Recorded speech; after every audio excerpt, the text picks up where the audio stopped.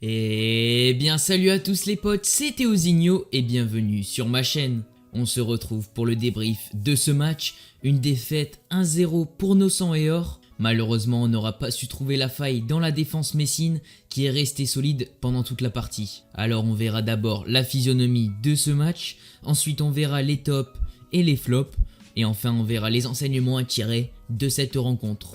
Alors le match montre tout de suite que les deux équipes se craignent, Il n'y a pas forcément d'offensive de la part des deux équipes. Néanmoins, Metz va se procurer un poteau à la 5e minute sur une tête de Kouyaté sur corner. Et ça nous amène vraiment à réfléchir sur nos coups de pied arrêtés défensifs. Parce qu'on a, je pense, un réel souci. Pour moi, on se met trop en danger. On se fait mettre trop en danger facilement justement sur des situations comme ça. Néanmoins, on a quand même quelques bonnes offensives où on arrive à trouver dans l'espace Ganago et Sotoka. Ensuite, Metz va mettre en place son bloc défensif à 5 défenseurs et ça va être tout de suite plus compliqué de trouver justement des espaces. Kakuta ne va pas forcément être trouvé et ça va être difficile de trouver la solution. Kakuta est justement bien muselé par Maïga et ce milieu à 3 messin. Derrière, c'est vraiment du marquage individuel pour chaque défenseur de Metz, ce qui a bien permis de museler notre attaque. Puis ils vont mettre un but sur une contre-attaque. On peut le dire qui vient de nulle part sur une perte de balle d'Isiagasila. Le tir de Opainguet est contré depuis son crochet.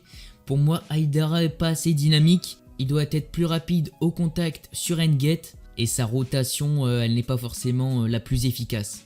En tout cas, je pense aussi qu'on est imprécis sur les 30 derniers mètres. Il y a notamment des transversales ratées, des passes en profondeur qui sont pas forcément les bons choix. On est assez brouillon globalement. Et donc ensuite vient la mi-temps, on pense alors qu'on va trouver la solution en seconde mi-temps, mais malheureusement on va pousser sans trouver le chemin défilé. Francaise aura tenté des changements, mais malheureusement on n'aura pas réussi à percer la défense messine. Je pense aussi qu'on aurait pu jouer des heures sans marquer malheureusement. Un des seuls véritables dangers, ça aurait été le centre d'Aïdara où Sotoka aurait été un peu court pour la reprendre et la mettre à côté, ou sinon la frappe de Corentin Jean mais qui manquait aussi un peu de puissance. Et enfin, bien sûr, il y a ce but à la 90e minute de la part de Boulaya. Ensuite, maintenant, on va passer au top. Et en premier top, j'ai envie de distinguer la tactique messine. C'est pas forcément le plus beau jeu, mais aujourd'hui, c'est celle qui a triomphé. Elle a déjà triomphé face à Montpellier en milieu de semaine et là, ils remportent à nouveau 3 points. Ils nous auront bien bloqués. Leur plan anti-Kakuta aura très bien fonctionné. Et c'est donc aussi en partie ce plan qui leur permet d'obtenir les 3 points ce soir. Enfin, en deuxième top, j'ai envie de distinguer Fabien Santonze et Delaine, les deux latéraux messins qui auront été très actifs.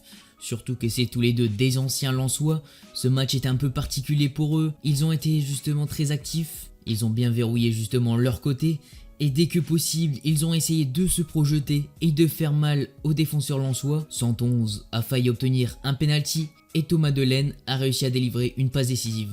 Ensuite, maintenant en flop, je n'ai pas forcément trouvé trop de joueurs en dessous, à part peut-être Jonathan Klaus qui, on va dire, était un peu fatigué. Malheureusement, il n'avait pas joué face à Monaco. Sa fatigue se résume un peu par son tir aux 30 mètres, un peu désespéré et de frustration, qui résume aussi assez bien son match. Sur le plan défensif, il n'a pas été forcément en danger et justement il aurait pu pour moi je pense apporter plus offensivement pour embêter le côté gauche messin. Pour moi c'est pas ce qu'il a forcément fait ou à la limite pas assez. Même s'il a tenté des appels, il n'a pas forcément été servi aussi. Donc voilà pour les joueurs à retenir de ce match. Maintenant justement on va passer aux enseignements. Le premier c'est que peut-être, et j'ai envie de dire malheureusement, ça va inspirer certaines équipes ce plan de jeu messin. Voilà, peut-être que c'est le plan qu'on peut dire entre guillemets anti-lance. Donc nous, au contraire, il va falloir trouver des solutions face à des blocs bas comme ça. Peut-être mettre 2 joueurs sur les côtés. Un piston pour moi ce n'est pas assez. Et mettre justement un latéral et un milieu qui justement peuvent plus combiner sur ce côté. Et enfin le dernier enseignement, c'est qu'il va falloir travailler les coups de pied arrêtés défensifs mais aussi offensifs. Déjà pour les offensifs ils ne donnent rien. Et défensif, on se met trop facilement en danger. Il y a le but qu'on se prend face à Montpellier.